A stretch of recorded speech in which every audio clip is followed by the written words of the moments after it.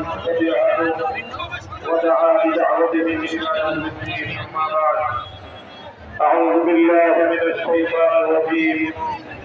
بسم الله الرحمن الرحيم. ولا تحسبن الله غافلا عما يعمل الظالمون. صدق الله العظيم.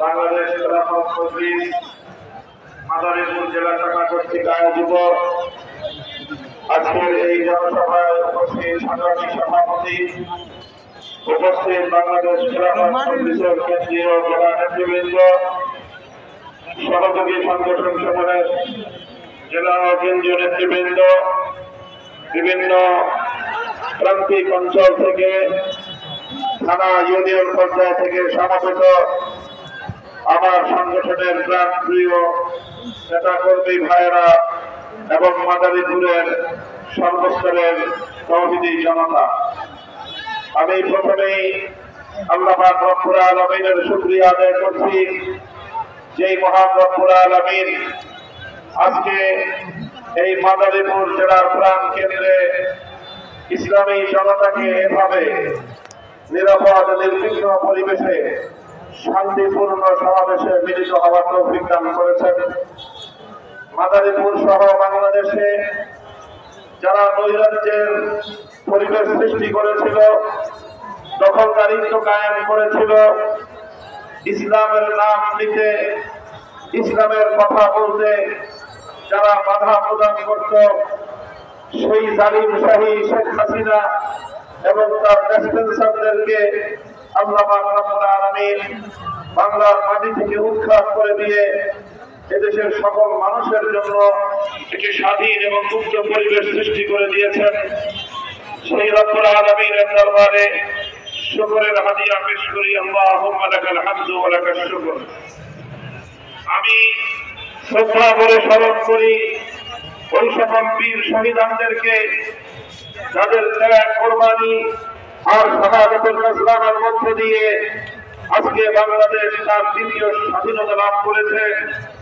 দীর্ঘ সংগ্রামের মধ্য দিয়ে ফ্যাসিস্ট যুগের ফেরাউনি শক্তি শেখ হাসিনাকে উৎখাত করে বাংলাদেশের মানুষের জন্য একটি নতুন বাংলাদেশ গড়ার পথ রচনা করে দিয়েছে। 2009 সালের বিডিআর বিদ্রোহের নামে পিলখানায় হত্যাযজ্ঞের শিকার দেশপ্রেমিক 57 জন সেনা কর্মকর্তাকে স্মরণ করছি।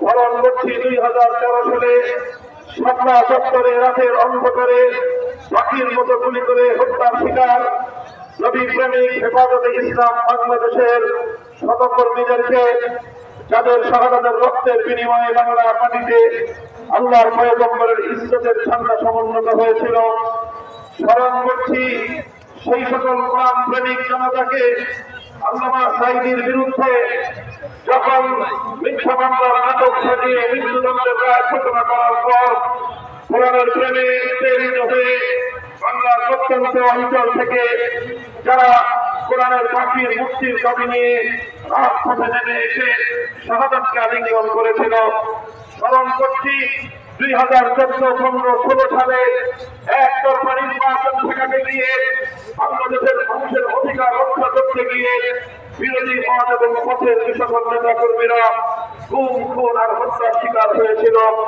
স্মরণ করছি 2021 সালে স্বাধীনতার সুবর্ণ জয়ন্তী উদযাপনের সময়ে মুসলমানদের রক্তে রঞ্জিত দুর্যোগের বসাই নরেন্দ্র মোদীর বাংলাদেশে আগমনের প্রতিবাদ করতে গিয়ে হেফাজতে ইসলাম বাংলাদেশের যে সকল নেতা কর্মী শাহাদাত বরণ করেছিলেন। স্মরণ করছি আজ ওই সকল ছাত্র জনতাকে যারা 2024 সালের জুলাই এবং আগস্ট মাসে ফ্যাসিবাদের বিরুদ্ধে চূড়ান্ত লড়াইতে অবতীর্ণ হয়েছিল। সকল ভয় ভীতিকে উপেক্ষা করে আবু সাঈদরা যখন বুক পেতে দিয়েছিল জালিমের বুলেটের সামনে, জালিমের বুলেটের আঘাত আবু সাঈদের বুককে ঠান্ডা করেছিল ঠিক, কিন্তু আবু সাঈদকে পরাজিত করতে পারেনি। মৃত আবু সাঈদ, শহীদ আবু সাঈদরা জীবন্ত আবু সাঈদের চেয়ে অনেক বেশি শক্তিশালী হিসেবে বাংলাদেশের টেকনাফ থেকে তেঁতুলিয়া পর্যন্ত প্রতিবাদের বিরুদ্ধে আন্দোলন বিদ্রোহের প্রবাল ছড়িয়ে পড়েছিল। আর এভাবেই অকল্পনীয় ভাবে ধারণাতীতভাবে বহির্দেশের বিদেশি শক্তির এজেন্ট হিসেবে বাংলাদেশের ক্ষমতার মস্তকে জবরদখলকারী 15 বছরের স্বৈরাচারী যুগের ফেরাউন জালিমশাহী শেখ হাসিনা বাংলার মাটি থেকে পালাতে বাধ্য হয়েছিল। সেই সকল শহীদদের রুহের মাগফিরাত কামনা করি এবং তারা যে উদ্দেশ্য, মহৎ উদ্দেশ্য, বৈষম্য বিরোধী একটি হিংসাপূর্ণ সমাজ করার যে স্বপ্ন দেখেছিল, সেই স্বপ্ন বাস্তবায়নের দৃঢ় প্রত্যয় গ্রহণ করছি। সংগ্রামী সাথী ও বন্ধুগণ, আমি আপনাদেরকে একটি কথা স্মরণ করিয়ে দিতে চাই। স্বাধীনতা অর্জন করা যতটা কঠিন, স্বাধীনতা রক্ষা করা তার চেয়েও বড় কঠিন। বাংলাদেশের মানুষ 2024-এর 5ই আগস্টকে স্বাধীনতা দিবস হিসেবে আখ্যায়িত করেছে।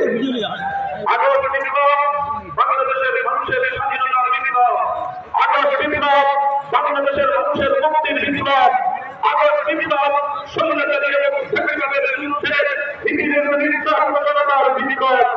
আগস্ট বিপ্লব ছিল একটি সুন্দর সমৃদ্ধশালী ইনফ্রাস্ট্রাকচার বাংলাদেশ গড়ার বিপ্লব। কাজেই আমাদেরকে যে কোনো মূল্যে এই বিপ্লবের সুফল ভোগ করতে হবে, যে কোনো মূল্যে এই বিপ্লবকে ব্যর্থ করে দেওয়ার সকল ষড়যন্ত্রকে রুখে দাঁড়াতে হবে। এজন্য আমি অতীতের তিক্ত অভিজ্ঞতা আপনাদের সামনে তুলে ধরতে চাই। 1971 সালের অক্টোবরের মুক্তিযুদ্ধের মধ্য দিয়ে বাংলাদেশ স্বাধীনতা অর্জন করেছিল। বাংলাদেশের সেই স্বাধীনতা